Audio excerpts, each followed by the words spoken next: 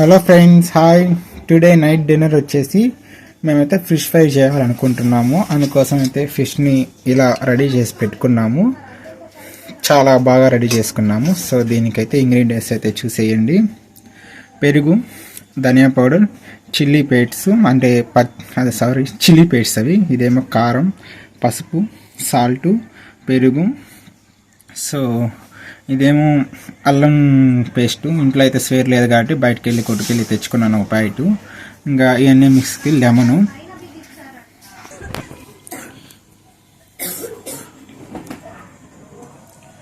So ఇంకా ఈ మసాలా మొత్తం ఇలా మిక్స్ చేసుకోవాలి. సో బాగుంది, మిక్సింగ్ కూడా కలర్ఫుల్గా ఉంది. ఇంకా ఈ మసాలా మొత్తం ఈ ఫిష్ కోసం అయితే మనం పట్టించేసుకుందాము. కొంచెం మసాజ్ చేద్దాం ఈ ఫిష్కి. ఈ మసాలాతో బాగా మసాజ్ చేద్దాము. చచ్చిపోయింది కదా, సో మసాలా చేద్దాం. కలర్ఫుల్గా, ఇంకా కలర్ఫుల్గా తయారవుతుంది. ఇంకా మన చేపకైతే శుభ్రంగా స్నానం చేపించి మసాలాతో మసాజ్ అయితే చేసినాం. ఫైనల్ లుక్ అయితే ఇలా వచ్చేసింది. ఇంకా దీన్ని ఒక 5 minutes ఫ్రిడ్జ్లో పెట్టేద్దాము. ఎందుకంటే ఈ ఇంగ్రీడియంట్స్ మొత్తం దానికి పట్టాలి కాబట్టి.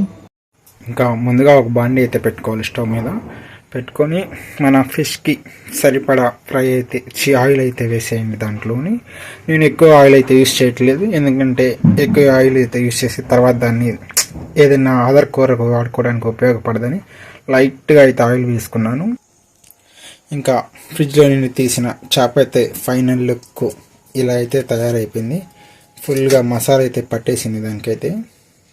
సో ఇంకా ఆయిల్ ఇలా అని చూస్తూ ఉంటారు, మన చేతికి హీట్గా అంత తగిలితే ఆయిల్ హీట్ అయినట్టు అంటుంటారు. నేను అలానే ట్రై చేశాను. ఆయిల్ అయితే ఇంకా హీట్ అవ్వలేదు, ఒక 1 minute పట్టేలా ఉంది. ఇంకా అంతలోకి మన చేపనైతే చెక్ చేద్దాం. సో ఎలా ఉందని. సూపర్గా వచ్చింది చూడండి. అలా ఘాట్లు పెట్టుకొని ఆ ఘాట్లలో మసాలా కూడా పెట్టేసుకున్నాను.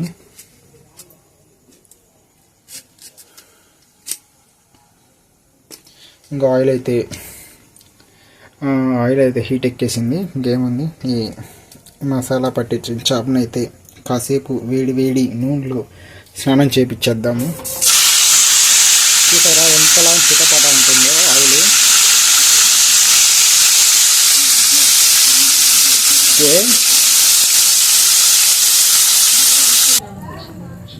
ఇంకా ఫైనల్లీ మన ఫిష్ ఫ్రై అయితే రెడీ అయిపోయింది.